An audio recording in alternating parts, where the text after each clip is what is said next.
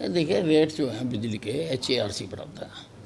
हम अपनी फाइनेंशियल स्थिति हर बार वहाँ भेजते हैं, तो इस बार भी भेजी होगी।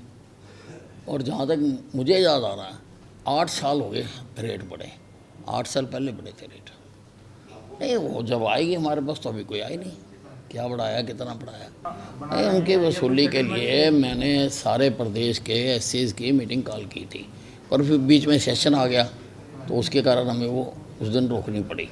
तो अब दोबारा मैंने कह दिया हुआ है कि सबको बुलाओ, मैं तो एक एक का अकाउंट देखूँगा कि किसका क्यों पेंडिंग है और क्या कार्रवाई कर रहे हो और क्या कार्रवाई करनी है। देखिए जब ये डिटेल आएगी मेरे सामने उस पर टिप्पणी उसके बाद ही की जा सकती है। नहीं, definitely I look into each and every case, क्योंकि सबके केस डिफरेंट होते हैं, तो सारा देख के हम सारा उसका कार्रवाई करेंगे। नहीं, वो कोई स्पेसिफिक केस हो सकते हैं, आम नहीं गलत आते हैं, आम तो ठीक आते हैं। तो मैंने तो सारे सदन को ही कह दिया था कि किसी के संज्ञान में कोई गलत बिल आया हुआ है उसका भी देखना पड़ता है, किस कारण से आया है, क्यों आया है, तो वो हम ठीक करवाएंगे उनको। देखिए टोल प्लाजा को तो काफ़ी सिंप्लीफाइड करने के लिए केंद्रीय सरकार विचार कर रही है।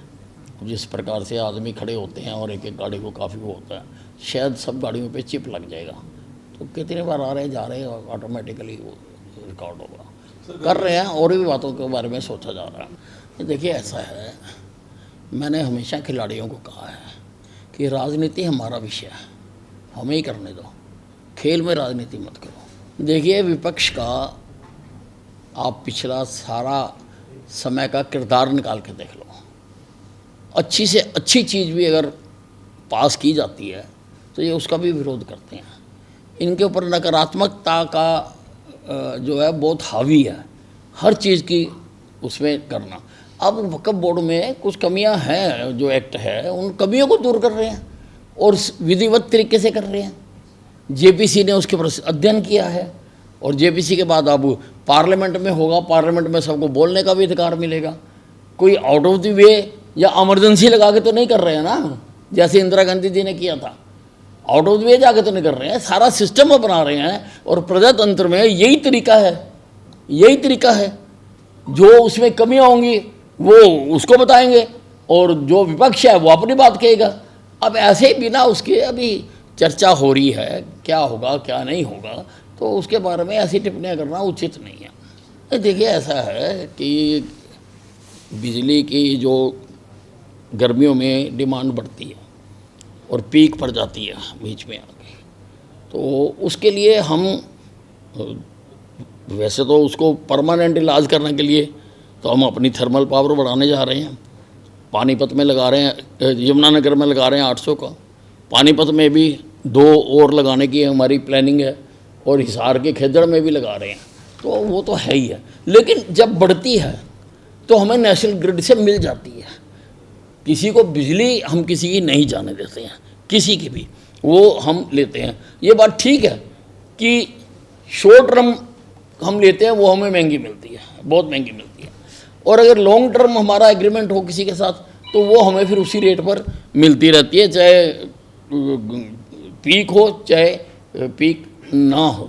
और दूसरी बात ये है क्योंकि गर्मी में काफ़ी जो है लाइन फॉल्ट वगैरह होते हैं, तो उसके लिए मैंने इनको कहा कि हर सब स्टेशन के ऊपर सफिशिएंट नंबर ऑफ ट्रांसफार्मर्स आप अवेलेबल रखें।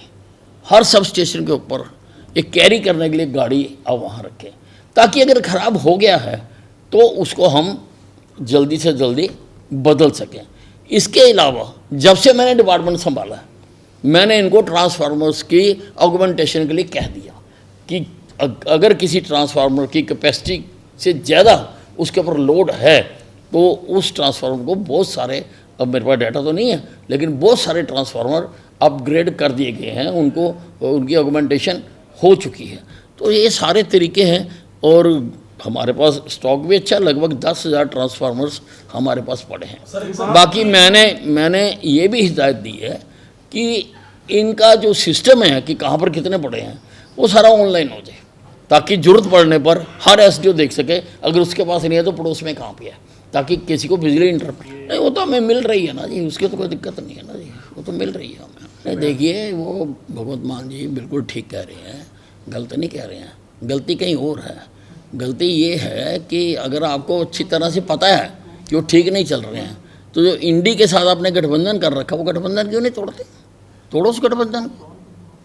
ऐसे आदमी के साथ गठबंधन किस लिए करना, जिसके बारे में आप भी जानते हो, जनता भी जानती है, हम भी जानते हैं, दूसरी पार्टियां भी जानती हैं कि अब इसमें तेल नहीं है, ख़त्म हो गया। तो फिर तोड़ो इसके साथ गठबंधन, सारी पार्टियां तोड़ें। नहीं देखिए जी, बहुत बड़ी समस्या है। और मैं तो इसको चेक करने के लिए एक दिन खुद सड़क पर खड़ा हुआ था और लगभग 2.25 लाख रुपए हमने जुर्माना भी वसूल करा था, सारी गाड़ियां भी इम्पाउंड की थी। और उसी मुझको देखते हुए बाकी जगह पर भी आरटीएस कर रहे हैं। लेकिन इसमें प्रॉब्लम ये है कि हमारे पास स्टाफ बहुत कम है। एक ज़िले में अगर एक आरटीए भी हो और वो 10 सड़कें आती हैं, वो 10 पे खड़ा नहीं हो सकता।